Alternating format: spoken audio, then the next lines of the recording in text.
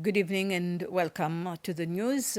L'Alliance démocratique cécillois LDS Youth have received more explanations on the party's plans and vision for the next election. This was at the party's first youth summit. The LDS Youth Summit was held at the International Conference Center under the theme of positivity. The party's leader, President Wevarum Kalawan, called on the LDS youth and the youth in general to remain positive in everything they do. The purpose of the summit was to give the youth the opportunity to contribute in giving ideas and making positive contributions towards the development and welfare of the country. The youth from districts across Mahé, Praslin and Ladigue had the opportunity to listen to several testimonies of young leaders in the LDS government. The First Lady, Linda Kalawan, and two of her children, Vice President Ahmed Afif, the Secretary General and members of the LDS Executive Committee, members of the Council of Ministers, and young leaders in the LDS government were also present at the summit. The youth also asked questions and made proposals to President Wevarum Kalawan.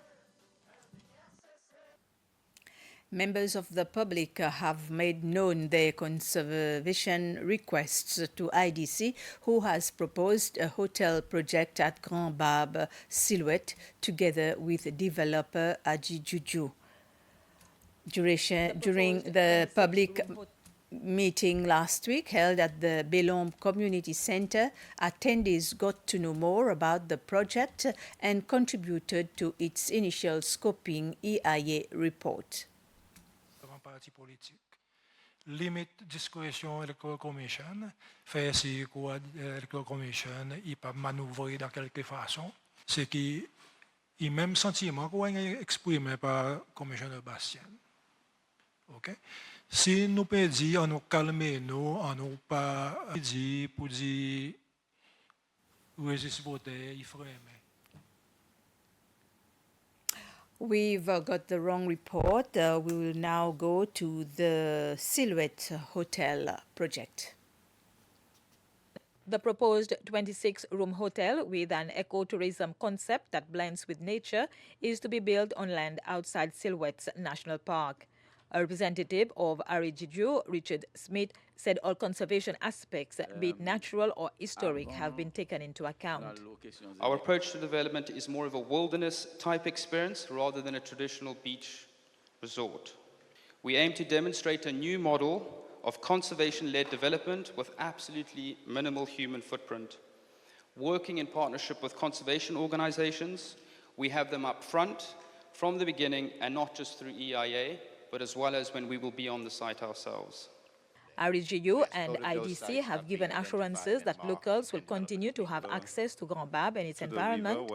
The Director for Environment Assessment and Permit in the Environment Department, Myron Meme, said the project is yet to be approved and there will be further consultations with the public.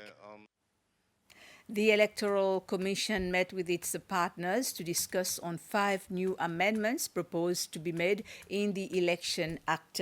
The meeting took place at the headquarters of the Electoral Commission at Montfleury this morning. Amongst those present were representatives from all registered political parties, civil society and the media.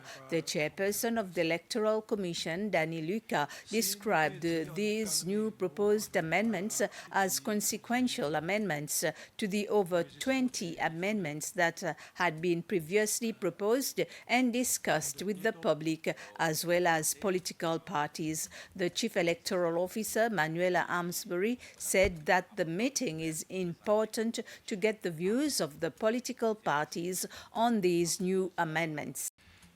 Through this meeting, we've discussed the aspect of campaigning and electioneering, which more or less means the same thing, and we want to ensure that this is reflected in the Election Act.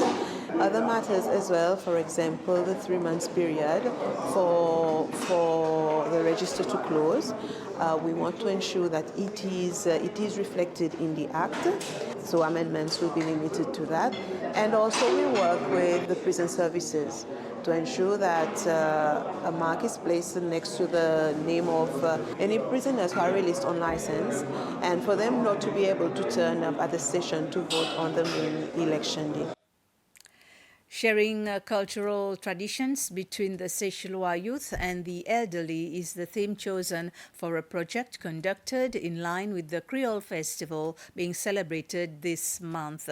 The official launching of the project was held at the Ensopin District Administration Office this morning. During the first activity for this project, the elders learned how to use smartphones and the youths learned how the elders communicated back in the days. The Officer for Development of the Outreach Program at the Creole Academy, Vanessa Labros, came up with this 4-day project with the aim of bringing the youth and the elderly together to showcase, share, and express knowledge acquired, an idea welcomed by both parties. An Israeli attack on a school used to shelter displaced Palestinians has killed at least 22 people, including 15 children in central Gaza. At least 80 people were injured.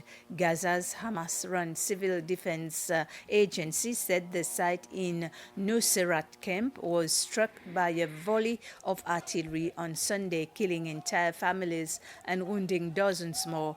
Earlier, 5 children were reportedly killed by a drone strike while playing on a street corner in northern Gaza. The UN Agency for Palestinian Refugees said the school-turned-shelter was meant to be used to administer polio vaccines. In a separate Israeli strike, 4 people were killed and dozens were injured at the Al-Aqsa hospital in central Gaza. Israel said it carried out a precise strike on terrorists who were operating inside a command and control center inside the south, previously used as a hospital. We've come to the end of this summary. Thank you for watching.